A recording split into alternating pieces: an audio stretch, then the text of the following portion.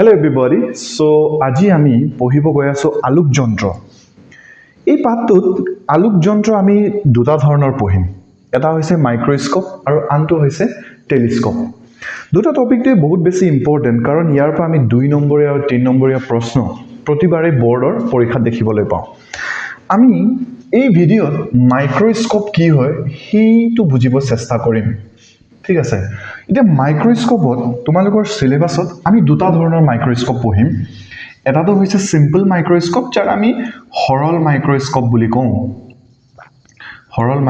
বুলি কওঁ আৰু এটা হৈছে যৌগিক মাইক্ৰোস্কোপ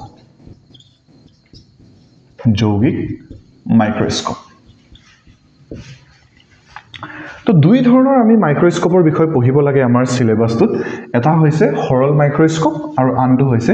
যৌগিক মাইক্ৰোস্কোপ তো এই ভিডিঅ'ত বিশেষকৈ আমাৰ যোনটো গুৰুত্ব সেই গুৰুত্বটো সৰল মাইক্ৰোস্কোপটো কি হয় সেইটো বুজাটো সৰল মাইক্ৰোস্কোপ যেতিয়া আমি বুজি লওঁ ভালকে তেতিয়া আমি যৌগিক মাইক্ৰোস্কোপটো বুজিবলৈ বহুত বেছি সহজ পাওঁ ঠিক আছে সেই কাৰণে আমি সময় নষ্ট নকৰি আমি প্ৰথমতে কি বুজি লম সৰল মাইক্ৰোস্কোপ কি হয় যেহেতু মই হেডিংটো সেই কাৰণে সৰল মাইক্ৰোস্কোপ বুলি দি থৈছো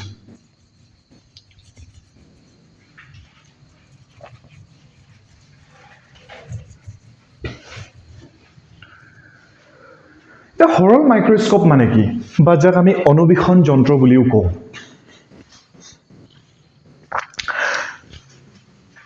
আসলতে আমি কি হয় যেতিয়া বিজ্ঞানত বহুত বেছি এডভান্স হ'ব শুরু কৰিলো তেতিয়া আমাৰ জ্ঞানত আহিলে কিছুমান সৰু সৰু বস্তু যাৰ বিষয়ে আমি অধ্যয়ন কৰাটো বহুত বেছি জৰুৰী যেনে বায়োলজিৰ কথা যদি কওঁ মই অনুজীৱৰ কথা এটা ব্যাকটেৰিয়া বা ভাইৰাছৰ কথা মই পঢ়িব বিচাৰো এটা ব্যাকটেৰিয়া বা ভাইৰাছবোৰ ইমানেই বেছি সৰু যে আমি ইহঁতক দেখি পাব নোৱাৰো আমাৰ নিজ চকুৰে সো সেইটোৰ কাৰণে আমি এটা যন্ত্ৰৰ প্ৰয়োজন হল যে এই সৰু যোনটো অনুজীৱ তাৰ বিষয়ে আমি ভালকৈ অধ্যয়ন কৰিব পাৰো তো সেইটোৰ কাৰণে আমাৰ এটা যন্ত্ৰৰ প্ৰয়োজন হল সেইটোৱে হৈছে মাইক্ৰোস্কোপ আসলতে ই কি কৰে মাইক্ৰোস্কোপতে সৰু সৰু বস্তুবোৰক আমাৰ স্পষ্টকৈ চাবলৈ সহায় কৰে সেইটোৱে হৈছে আসলতে মাইক্ৰোস্কোপ মানে কিন্তু যেহেতু আমি ক্লাস 12ত আছো আমি বিশেষকৈ ইয়াৰ বিজ্ঞানটো বুজাটো বেছি উচিত ইয়াৰ ফিজিক্সটো আমি বুজিবলৈ চেষ্টা কৰিম যে সৰল মাইক্ৰোস্কোপবোৰে কাম কেনেকৈ কৰে ঠিক আছে ওকে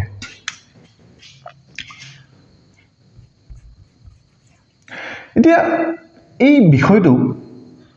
বুজাৰ আগতে আমি প্ৰথমতে এটা শব্দ বুজি লওঁ যাক আমি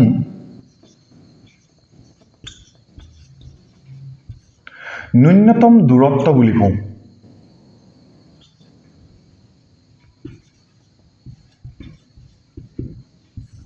ইংলিছত আমি ইয়াক লিষ্ট ডিসটেন্স বুলি কওঁ ঠিক আছে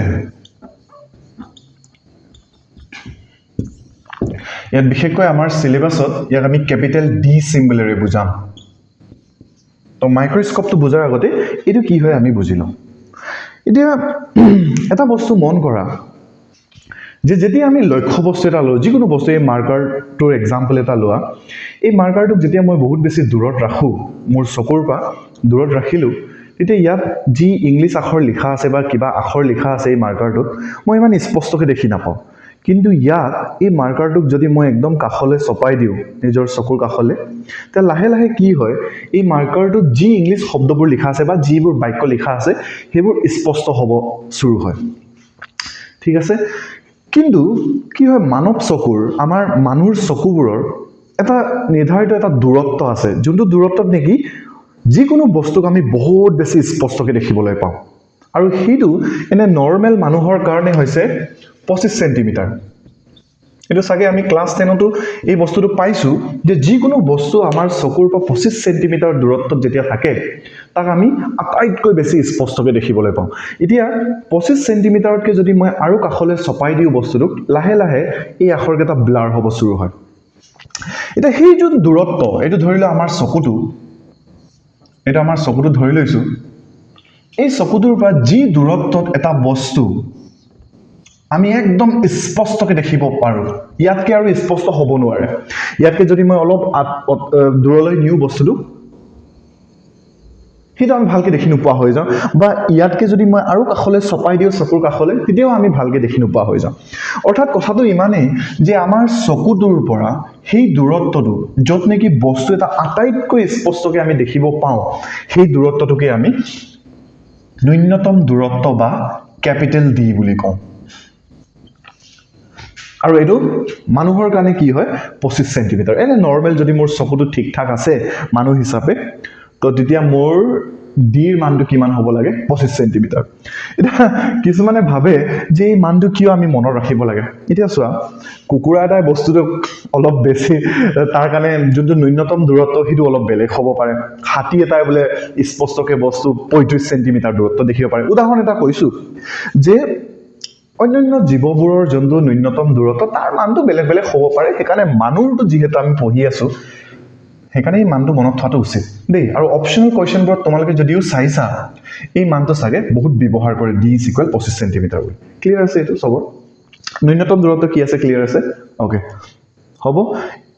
এইটো ভালকৈ কনসেপ্টটো ক্লিয়াৰ কৰি ল'বা কাৰণ আমি যেতিয়া মাইক্ৰস্কোপৰ বিষয়ে পঢ়িম লাহে লাহে বস্তুবোৰত আমি এইটো ব্যৱহাৰ কৰিম তাত বহুতৰ কনফিউজন আৰম্ভ হয় ঠিক আছে সেইকাৰণে মই প্ৰথমতে এইটো বুজাই লৈছো এতিয়া আমি আহো যে মাইক্ৰস্কোপ বা সৰল মাইক্ৰস্কোপটো কি হয়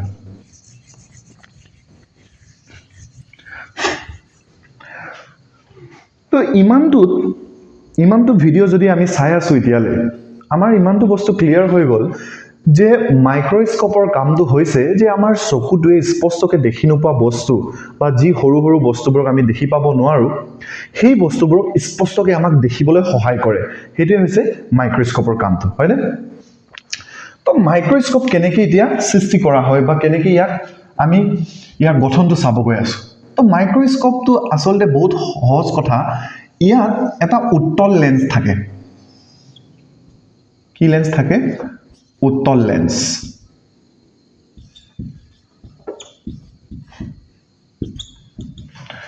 সৰল মাইক্ৰস্কোপৰ অৰ্থটোৱে হৈছে ই এটা উত্তল লেন্স হয় সিম্পল তাৰ ভিতৰত যোনটো ইঞ্জিন বুলি ক'ব পাৰো আমি হয়নে তো এটো থাকে আৰু আমি জানো যে লেন্সৰ এটা কেন্দ্ৰ বা যোনটো মধ্যবিন্দু ইয়াক আমি অ চিনেৰে বুজাইছিলো যাক আমি আলোক কেন্দ্ৰ বুলি কওঁ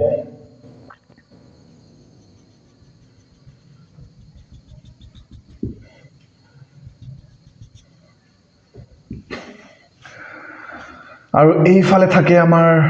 ভাস কেন্দ্ৰটো ধৰি লোৱা এটো C1 আৰু এইফালে থাকে আমাৰ ফোকাস বিন্দু F1 বুলি ধৰি লৈছো হিটো সাইডে তেনেকৈ ভাস কেন্দ্ৰটো থাকিব C2 এইফালে মই C2 বুলি কলো আৰু ফোকাস বিন্দুটো মই F2 বুলি কৈছো তো দুটা আমাৰ প্ৰতিহৰণ কৰিব পৰা পৃষ্ঠ থাকে আমাৰ লেন্সত এই পৃষ্ঠটোৰ ভাস কেন্দ্ৰটো এটো ফোকাস বিন্দুটো এটো আৰু এই পৃষ্ঠৰ ভাস কেন্দ্ৰটো এটো আৰু ফোকাস বিন্দুটো এটো ঠিক আছে তো লেন্সৰ বিষয়ে আমি জানো বুলি মই এই টপিকটো স্টাৰ্ট কৰিছো ওকে কোনোবা যদি লেন্সৰ বিষয়ে ক্লিয়াৰ নাই হোৱা তোমালোকে লেন্সৰ ভিডিওখিনি গৈ চাই ল'ব পাৰা এনিৱে এতিয়া সৰল মাইক্ৰস্কোপটোৱে কাম কেনেকৈ কৰে এইটো চোৱা এতিয়া এই যোনটো লেন্স ইয়াৰ আলোক কেন্দ্ৰ আৰু যোনটো ফোকাস বিন্দু এই দুটাৰ মাজত যেতিয়া আমি এটা লক্ষ্য বস্তু ৰাখো লেন্সৰ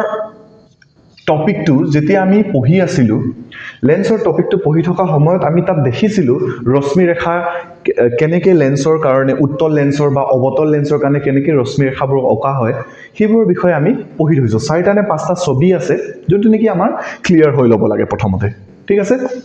তো তাতে আমি গম পাও যে উত্তল লেন্স বা অবিহাৰী লেন্সত আলোক কেন্দ্ৰ আৰু ফোকাস বিন্দুৰ মাজত যেতিয়া মই লক্ষ্য বস্তু এটা ৰাখো কিন্তু ৰখা সময়ত কি দেখিছিলো যে ইয়াৰ পৰা ৰশ্মি ৰেখাবোৰ এনেকৈ যায় গৈ মিলি ইফালে প্ৰতিহৰিত হয় আৰু আলোক কেন্দ্ৰৰ পৰা যদি এনেকৈ যায় ইফালে প্ৰতিহৰিত হয় মানে অৰ্থাৎ কথাটো ইমানে আছিলে যে ফোকাস বিন্দু আৰু আলোক কেন্দ্ৰৰ মাজত যদি মই লক্ষ্য বস্তু এটা ৰাখি দিও আমাৰ ৰশ্মি ৰেখাবোৰে কেতিয়াও কটাকটি নকৰে মানে সমান্তৰালকৈ হি প্ৰতিহৰিত হৈ যায় এতিয়া মোৰ চকুটো ধৰি লোৱা ইয়াত আছে এতিয়া মই লেন্সৰ কথা পঢ়োৱা সময়ত কৈছিলো যে ইয়াত প্ৰতিবিম্বটো যদি আমি চাব বিচাৰো আমি কল্পনা কৰি ল'ব লাগিব যে ৰশ্মি ৰেখাবোৰে কবাত পিছফালে গৈ ইয়াত কটাকটি কৰিছে আৰু ইয়াত আমাৰ প্ৰতিবিম্বটো সৃষ্টি হ'ব এইটো ধৰি লোৱা লক্ষ্য বস্তুটো এ বি বুলি ধৰিছোঁ ইয়াৰ উচ্চতাটো আৰু প্ৰতিবিম্বৰ উচ্চতাটো আমি এ ডেছ বি ডেছ বুলি কৈ দিছোঁ তো মুঠতে কথাটো ইয়াত যদি চোৱা ছবিটোৰ পৰা আমি ক্লিয়াৰলি দেখি পাইছোঁ ইমানটি আছিলে বস্তুটো তো ইয়াৰ প্ৰতিবিম্বটো কিমান ডাঙৰ বনি গ'ল দেখিছোঁ ক্লিয়াৰ আছে বুজি পাইছোঁ এইটো চবে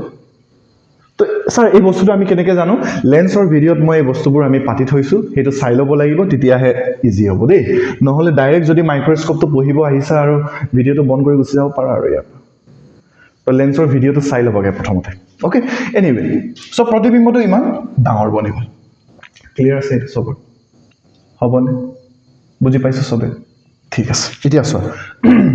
তো ছবিটোৰ পৰা গম পাই গ'লো প্ৰশ্ন এইটোৰ পৰা আহিব পাৰে যে সৰল মাইক্ৰস্কোপত প্ৰতিবিম্ব সৃষ্টিৰ যোনটো ৰশ্মি ৰেখা সেইটো আঁকিবলৈ আহিব পাৰে কুৱেশ্যন 2 মাৰ্কছৰ কাৰণে এটা কুৱেশ্যন আহিব পাৰে নেক্সট কুৱেশ্যন ইয়াত কি আহে এইটো চোৱা নেক্সট কুৱেশ্যন আহে আমাক মাইক্ৰস্কোপৰ পৰিবৰ্ধনৰ মান উলিয়াব আহে যাক আমি ম্যাগনিফিকেশ্যন বুলিও ইংলিছত কওঁ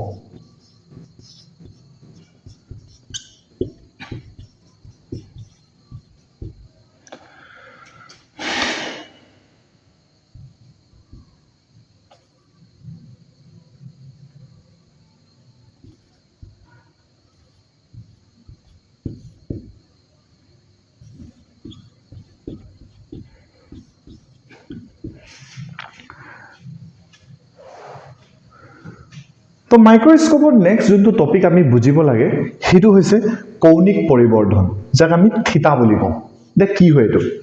তো সেইটো পাতাৰ আগতে আমি এটা বস্তু চাই লওঁ প্ৰথমতে যে পৰিবৰ্ধন মানে কি আছিলে সেইটো আমি বুজি লওঁ প্ৰথমতে স্পেলিংটো ভুল হৈছে নে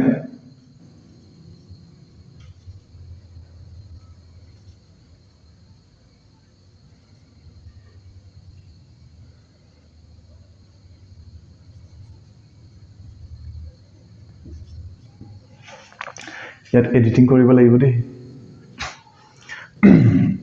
আচ্ছা মাইক্ৰস্কোপত যোনটো নেক্সট টপিক আমি বুজিব লাগে সেইটো হৈছে কৌণিক পৰিবৰ্ধন যাক আমি এংগুলাৰ ম্যাগনিফিকেশ্যন বুলিও কওঁ যাক মই থিতা চিনেৰে বুজাইছোঁ বেলেগ বেলেগ কিতাপত ইয়াৰ চিম্বলবোৰ বেলেগ হ'ব পাৰে ঠিক আছে তো এতিয়া পৰিবৰ্ধন মানে কি আছিলে সেইটো আমি প্ৰথমতে বুজিলোঁ আচ্ছা যেতিয়া মই লেন্সৰ কথা পঢ়াই আছিলোঁ তাতেই মই কাহিনী এটা কৈছিলোঁ যে পৰিবৰ্ধনৰ চিনটো স্মল এম হয় আৰু ইয়াৰ ফৰ্মুলাটো আছিলে ওপৰত থাকিব লাগে প্ৰতিবিম্বৰ উচ্চতা আৰু তলত থাকিব লাগে লক্ষ্য বস্তুৰ উচ্চতা এটো আছিলে ফৰ্মুলাটো বা ইয়াকে যদি মই প্ৰতিবিম্বৰ দূৰত্ব আৰু লক্ষ্য বস্তুৰ দূৰত্বৰ সাপেক্ষে যদি লিখিব বিচাৰো ইয়াক আমি লিখিছিলো v/u এটো আছিলে পৰিবৰ্ধনৰ ফৰ্মুলা আচ্ছা কি বুজাইছিলে বাৰু ঠিক আছে ফৰ্মুলা গম পাই গলো স্যাৰ পৰিবৰ্ধন মানে হৈছে এটা অনুপাত যত নেকি লক্ষ্য বস্তুৰ উচ্চতা থাকে ওপৰত আৰু তলফালে ভগ্নাংশটোৰ তলফালে লক্ষ্য বস্তুৰ উচ্চতা থাকে আৰু ভগ্নাংশটোৰ ওপৰফালে প্ৰতিবিম্বৰ উচ্চতাটো থাকে তো এটোটো জাস্ট এটা অনুপাত নহয় ইয়াৰটো কিবা এটা অৰ্থ থাকিব লাগে যেনেকৈ মই কৈ থাকো যে ফিলিংছ এটা থাকিব লাগে যে কি হয় পৰিবৰ্ধনৰ কথা অৰ্থটো হয়নে এতিয়া চোৱা আসলে পৰিবৰ্ধনৰ অৰ্থটো বহুত সিম্পল এটা কথা কৈ দিয়ে আমাক যে আজি বুলে আমাৰ মানুহজনী ইয়াৰ উচ্চতা ধৰি লোৱা 4 ফুট আছে মোৰ মানুহজনী বা তোমালোকৰ মানুহজনী আৰু কাবাৰ মানুহজনীৰ উচ্চতা কিমান আছে 4 ফুট আছে আজিৰ পৰা 5-10 বছৰ পাছত মানুহজনীৰ উচ্চতা ধৰি লৈছো মই 6 ফুট হৈ গ'ল আজি 4 ফুট আছিল 4-5 বছৰ পাছত কিমান হল মোৰ মানুহজনীৰ উচ্চতা 6 ফুট হৈ গ'ল ঠিক আছে আচ্ছা ইয়ালে ঘূৰি আহাগে এতিয়া গুটে মানুহজনীৰ কথালে গুছি না যাব দেই কোনো এতিয়া পাছত ভাবিবা ন এতিয়া এই উচ্চতাটো যদি মই 4/6 বুলি লিখো ইয়াৰ অৰ্থটো কি হয় বাৰু ইয়াৰ অৰ্থটো হৈছে যে আজি 2030 চনত মোৰ মানুহজনীৰ যোনটো উচ্চতা হেতুক মই 2025 চনৰ উচ্চতাটোৰ লগত তুলনা কৰিছো আসলে ভগ্নাংশয়ে গণিতত আমাক তুলনা কৰাৰ বিষয় কয় যে আমুক বছৰত এই বস্তুটো ইমান উচ্চ আছিল আজিৰ পৰা আমুক বছৰৰ পাছত ইমান উচ্চ হৈ গ'ল মানে তুলনামূলকভাৱে আমাক এটা মান দিয়ে অনুপাতবোৰে হৈছে তো তেনেকৈ m is equal h dash by h বুলি যেতিয়া লিখো ইয়াৰ অৰ্থটো হৈছে প্ৰতিবিম্বৰ উচ্চতা এইটো আৰু তলত আছে লক্ষ্য বস্তুৰ উচ্চতা মানে ইয়াত মই কি কৰিছো যে লক্ষ্য বস্তুৰ উচ্চতাটোৰ লগত মই প্ৰতিবিম্বৰ উচ্চতাটো তুলনা কৰিছো এইটোই হৈছে পৰিবৰ্ধনৰ অৰ্থটো ক্লিয়াৰ আছে বুজি পাইছো এইটো ওকে তো এইটো আছিল লেন্সৰ কাৰণে সেম একেটা বস্তুৱে হয় পৰিবৰ্ধন ইয়াত যোনটো আমি কৌণিক পৰিবৰ্ধনৰ কথা পঢ়িব গৈ আছো ইয়াতো আমাক কি কৰিব যে লক্ষ্য বস্তুটো তুলনাত আমাৰ প্ৰতিবিম্বটোৰ আকাৰ বা আকৃতিটো কিমান ডাঙৰ হল হেতুৰ বিষয়ে আমাক ইউ কৈ দিব জাস্ট অলপমান বেলেগ নামটো কৌণিক পৰিবৰ্ধন বুলি এটা আমি শব্দ ব্যৱহাৰ কৰিছো আৰু ইয়াৰ ফৰ্মুলাটো কি হয় চোৱা পৰিবৰ্ধনৰ ফৰ্মুলাটো হৈছে থিটা ইজ ইকুৱেল বিটা বাই আলফা থিটা ইজ ইকুৱেল বিটা বাই আলফা এটা কি হয় স্যাৰ এটো মানে তো টেনচন একো লব নালাগে আমি জাস্ট বুজি লম ইয়াত চোৱা ইয়াত বিটা মানে হৈছে মই ইয়াত লিখি দিও ইয়াত বিটা মানে হৈছে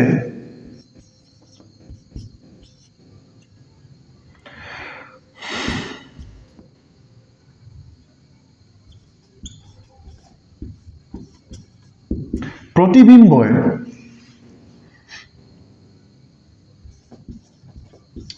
চকুৰ লগত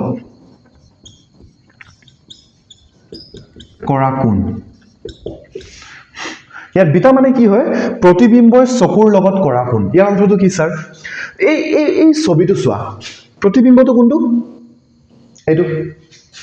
আৰু তোমাৰ চকুটো কত থাকিব এই বস্তুটোক যদি মই লেন্সটোত চাব বিচাৰিছো বা মাইক্ৰোস্কোপটোত যদি মই চাব বিচাৰিছো মোৰ চকুটো ইয়াত থাকিব নাই যদি আমি কলেজত বা স্কুলত মাইক্ৰোস্কোপ যদি ব্যৱহাৰ কৰি পাইছো তোমালোকে যদি মন কৰা ব্যাকটেৰিয়াটো ইয়াত থাকে বা যি সৰু বস্তু তুমি চাব বিচাৰিছা হেতু চকুৰ এইফালে থাকে আৰু তোমাৰ যোনটো চকু একদম লেন্সৰ কাষত থাকে নাই তো এটা মই ছবিত যেতিয়া বৰ্ডত আঁকা সময় চকুটো অলপ দূৰত আঁকো ইয়াতো কিছুমানৰ কনফিউজন হয় স্যাৰ চকুটো ইমান দূৰত আছে বোলে কোনটো কেনেকৈ সৃষ্টি হয় তো এইবোৰ ফালতু জমনি কথাবোৰ কৈতো লাভ নাই না এতিয়া ইন ৰিয়েলিটি প্ৰেক্টিক্যালি আমি যেতিয়া মাইক্ৰোস্কোপটো ইউজ কৰো তেতিয়া দেখাই ন চকুটো একদম লেন্সৰ কাষত ৰাখিব লগা হয় কিন্তু আঁকিবলৈ ইয়াত আঁকি দিছো ধৰিলা মই চকুটো যদি ইয়াত আঁকা হলে এদিন লেতেৰা পেতেৰা হৈ গলে হয় নাই ওকে তো এই যোনটো আমাৰ প্ৰতিবিম্ব এই প্ৰতিবিম্বই আমাৰ চকুটোৰ লগত যি কোণ বনাইছে মানে এই কোণটো চকুটো ইয়াত থাকিব বুলি কৈছে দেখোন একদম লেন্সৰ কাষত তো এই যোনটো এংগল বা কোণ বনাইছে ইয়াকে আমি বিটা বুলি কওঁ ৰাইজে বুজি পাইছে এইটো পাইছে সবে ভালকে মন কৰিবা দেই তো প্ৰতিবিম্বটো এইটো এ ডেশ বি ডেশ তোৰ চকুটো ইয়াত আছে ইয়াত চকুটো আছে তো ইয়াৰ লগত যি এংগল বনাইছে বা যি কোণ বনাইছে এটোকে আমি বিটা বুলি কওঁ ৰাইজে বুজি পাইছে ওকে তাৰ পিছতে স্যাৰ আলফা মানে কি হৈছে ভেৰি সিম্পল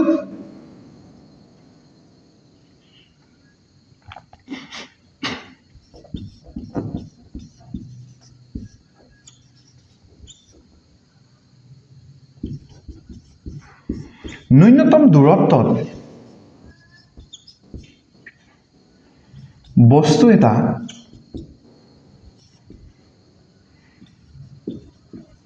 থকা সময়ত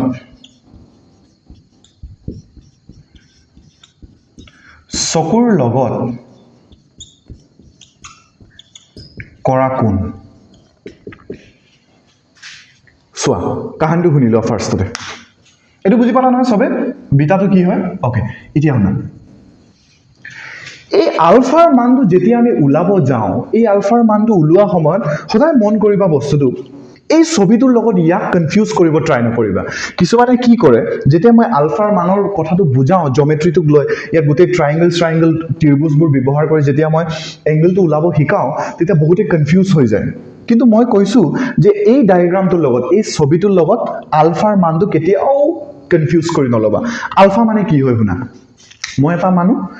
ইফালে ছাগলী এজনী আছে ঠিক আছে এটা মই মানুহ হিচাপে মোৰ চকুটোৰ পৰা কিমান দূৰত থাকিলে মই বস্তু এটা স্পষ্টকৈ দেখিব পাৰিম বুলি কৈছো 25 সেন্টিমিটাৰ বা ন্যূনতম দূৰত্ব যাক আমি ক্যাপিটেল ডি সিম্বলেৰে বুজাম বুলি কৈছো ধৰি লোৱা এটা মোৰ চকুটো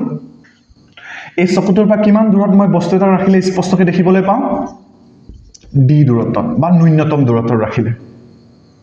এতিয়া সেই ন্যূনতম দূৰত্বত ৰখা সময়ত সেই লক্ষ্য বস্তুটোৱে মোৰ চকুটোৰ লগত যি কোণ সৃষ্টি কৰে যি এংগল বনায় এইটো ইয়াকে আমি আলফা বুলি কওঁ ৰাইজে বুজি পাইছে এইটো বিটা মানে কি হয় প্ৰতিবিম্বই চকুৰ লগত কৰা কোণ এই প্ৰতিবিম্বটোৱে ইয়াৰ লগত যি কোণ বনাইছে সেইটো হৈছে বিটা আলফা মানে কি হয় ন্যূনতম দূৰত্বত ৰখা সময়ত সেই লক্ষ্য বস্তুটোৱে মোৰ চকুটোৰ লগত যি কোণ বনাইছে সেইটোকে আমি কি বুলি কওঁ আলফা বুলি ৰাইজে বুজি পাইছে ক্লিয়াৰ আছে সবৰ ক্লিয়াৰ আছে এইটো ওকে এতিয়া চোৱা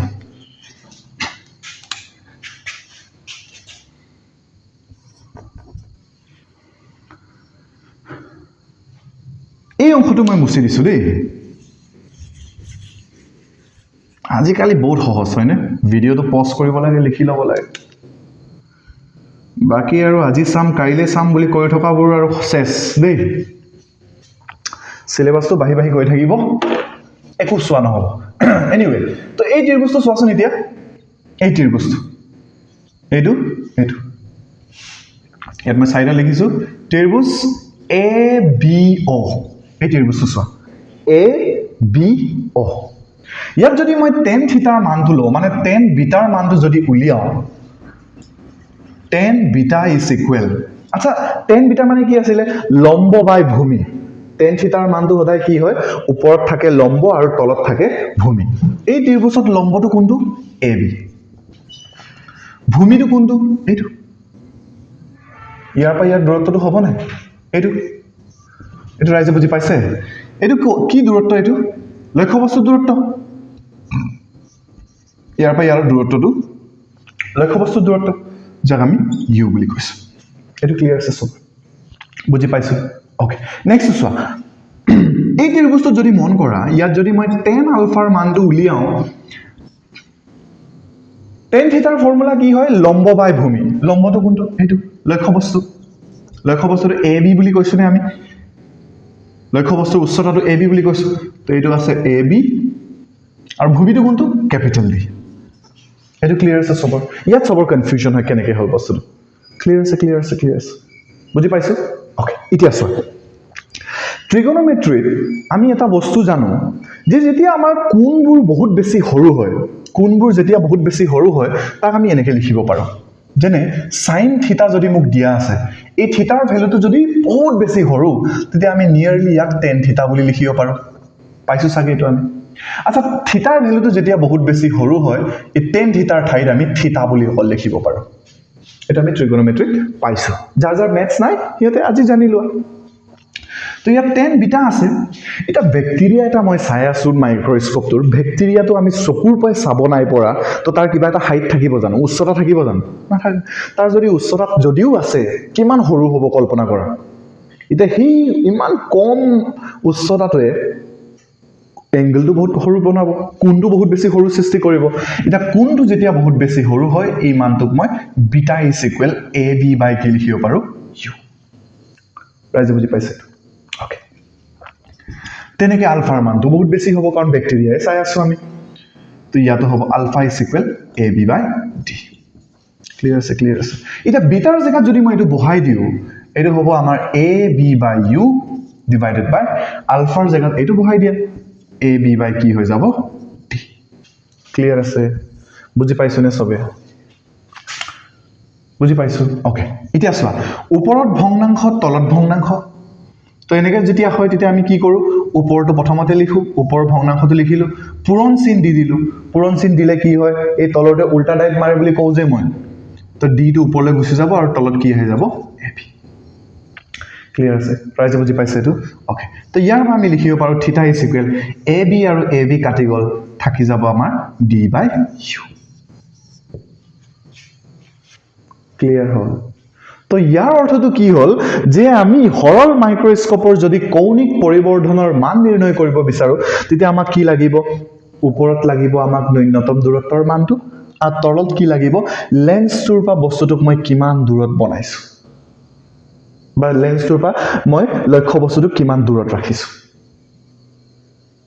হেতুৰ পৰা আমি কি পাম কৌণিক পৰিবৰ্ধনৰ মানটো পাম স্যাৰ কৌণিক পৰিবৰ্ধনৰ মানটোৰ পৰা আমি কি ক'ব পাৰো আমি ক'ব পাৰো যে প্ৰতিবিম্বটো কিমান ডাঙৰ সৃষ্টি হ'ল লক্ষ্য বস্তুটোৰ তুলনাত আমাৰ প্ৰতিবিম্বটো কিমান ডাঙৰ বনিলে সেইটোৰ বিষয়ে আমি ক'ব পাৰোঁ ফিলিংছটো মেইন দেই বাকী অংকটোতো এইটো ইণ্টাৰনেটত এভেইলেবল কিতাপত এভেইলেবল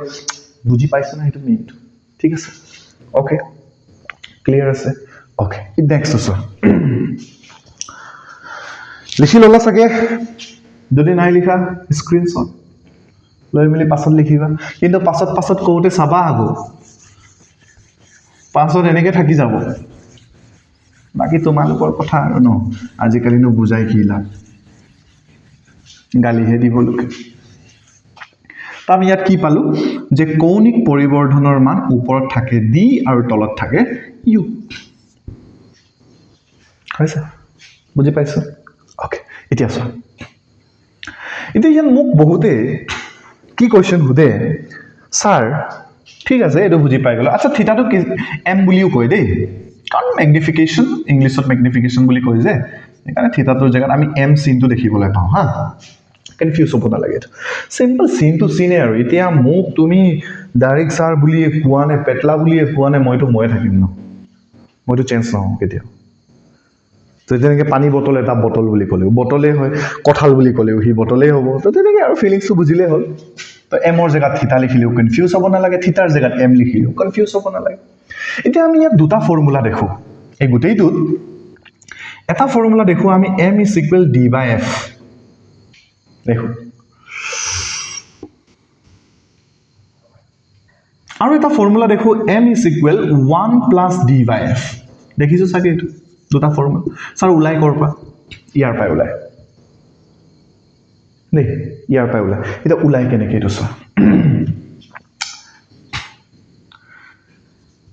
ফাৰ্ষ্ট কণ্ডিশ্যন ডি মানে কি ন্যূনতম দূৰত্ব ইউ মানে কি হয় লেন্সৰ পৰা লক্ষ্য বস্তুৰ দূৰত্বটো এতিয়া এই লক্ষ্য বস্তুটো যদি মই ফকাছ বিন্দুৰ ওপৰত ৰাখি দিওঁ যদি এই লক্ষ্য বস্তুটোক মই ফকাছ বিন্দুৰ ওপৰত যদি ৰাখি দিলে মানে ইয়াৰ পৰা ইয়াৰ দূৰত্বটোকে আমি ইউ বুলি নকম জানো তো অৰ্থাৎ লক্ষ্য বস্তু যেতিয়া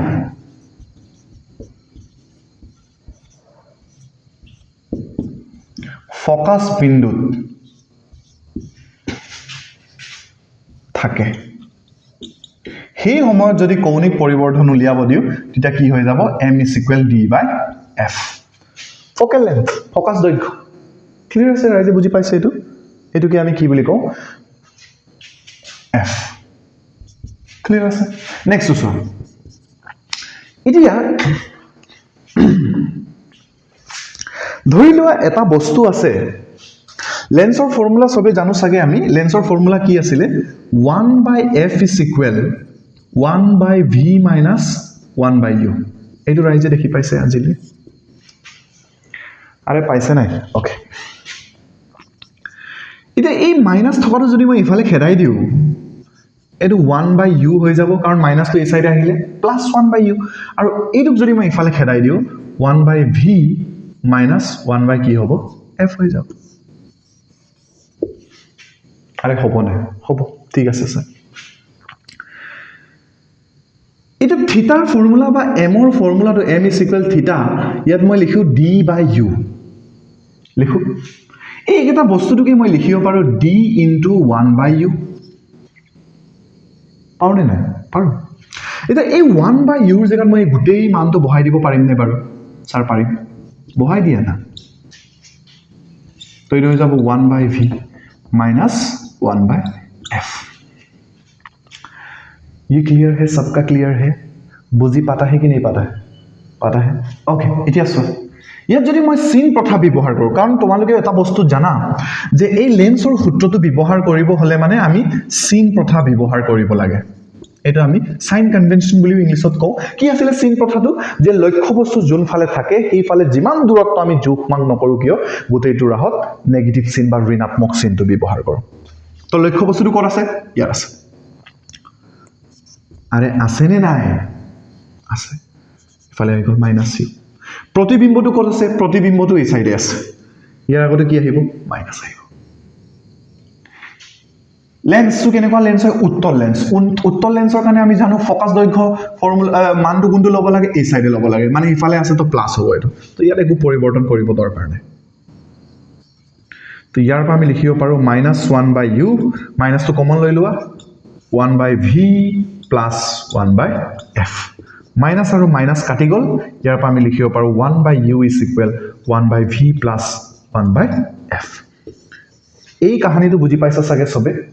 এইটো বুজাৰ পাছতে তালে আহিবা দেই মানে ইয়াত প্লাস চিন এটা আছে এনেকে চিন কথাটো ব্যৱহাৰ কৰাৰ পাছত 1/v + 1/, কি হৈ যায় f হৈ যায় এটা কাহিনীটো অলপ মন কৰা মই বুজি পাইছো ইয়াত ম্যাথছ বহুত আহি গল কিছুমানে ম্যাথছ বেয়া পোৱা মানুহবোৰে অলপমান বেয়া পাইছে হয়নে একো নাই ৰিভাইন্ড কৰি কিনি আকৌ এবাৰ চাই লবা দেই ইয়াত মন কৰা এটা আচ্ছা লক্ষ্য বস্তু এটা বা যিকোনো বস্তু লক্ষ্য বস্তু বুলিয়ে নহয় যিকোনো বস্তু এটা আমি স্পষ্টকৈ কেতিয়া দেখি পাওঁ মই অলপ আগতে কৈছিল ন্যূনতম দূৰত্ব যে মই ভিডিওৰ আৰম্ভণিতে মই বুজাই লৈছিলো কেলে বুজাই লৈছিলো জানানে কাৰণ ইয়াত আমি এটা ব্যৱহাৰ কৰিব গৈ আছো সেই কনসেপ্টটো যিকোনো বস্তু এটা আমি স্পষ্টকৈ তেতিয়া দেখিবলৈ পাওঁ বুলি কৈছিলো যেতিয়া হি নিম্নতম দূৰত্বত থাকে আৰে হয়নে নহয় হয় আৰু ন্যূনতম দূৰত্বটোক আমি কি বুলি কওঁ d এটা মাইক্ৰোস্কোপটোক যেতিয়া তোমালোকে ব্যৱহাৰ কৰিবা নহয় তোমালোকৰ যোনটো বায়োলজি মেম হওক বা সাৰ হওক হেতে সদায় ততক কব যে লেন্সটোক অলপ এডজাস্ট কৰা অৰ্থটো কি হয় যেতিয়া লেন্সৰ তলত মই ভেক্টৰিয়া এটা ৰাখিলো মই স্পষ্টকৈ দেখি নাই পোৱা তাক অলপমান ঘূৰাই আছো পকাই আছো কিবা কিবি মিলাই আছো লাহে লাহে ভেক্টৰিয়াটো আমি স্পষ্টকৈ দেখিব আৰম্ভ কৰো তাৰ অৰ্থটো কি যে আসলতে যোনটো প্ৰতিবিম্ব সৃষ্টি হৈছে এই প্ৰতিবিম্বটো ন্যূনতম দূৰত্বত সৃষ্টি হলে আমি বস্তুটো স্পষ্টকৈ দেখিবলৈ পাওঁ মানে এইটো যে আমাৰ প্ৰতিবিম্ব আচ্ছা প্ৰতিবিম্ব আৰু লেন্সৰ মাজৰ দূৰত্বটো আমি v বুলি কওঁ এটা বস্তু এটা স্পষ্টকৈ দেখিব হলে কি হ'ব লাগিব ই ন্যূনতম দূৰত্বত থাকিব লাগিব অৰ্থাৎ ভিৰ জায়গাটো কি আহিব ক্যাপিটেল d টোৱে ন্যূনতম দূৰত্ব স্পষ্টকৈ দেখিব লাগিব একাৰণে ভিৰ জায়গাত আমি কি বহাব পাৰো d * ভিৰ জায়গাত আমি d বহাব পাৰো প্লাস এটো হৈ যাব 1/f ৰাইজে ক্লিয়াৰ আছে বুজি পাইছো ইয়ালে ওকে তো ইয়াৰ পৰা m = কি লিখিব পাৰো d লগত 1 টো পূৰণ কৰি দিয়া এটো হৈ যাব d/d প্লাস ইফালে হৈ যাব d/f d ৰ পৰা d কাটি দিয়া ইফালে থাকিব 1 + d/f এইটোৱে হয় ফৰ্মুলাটো m = 1 + d/f ক্লিয়াৰ আছে সবৰ বুজি পাইছো আই হোপ মই গোটেই কমপ্লিকেটেড বস্তুবোৰক এই ভিডিওত সহজতে কৈ দিব পাৰিলো থ্যাংক ইউ সো মাচ এতিয়ালৈ চোৱাৰ কাৰণে আকৌ নেক্সট ক্লাছত লগ পাই আছো বেলেগ এটা ইন্টাৰেষ্টিং এনেকুৱা কমপ্লেক্স ভিডিও এটা লৈ থ্যাংক ইউ এভৰিওয়ান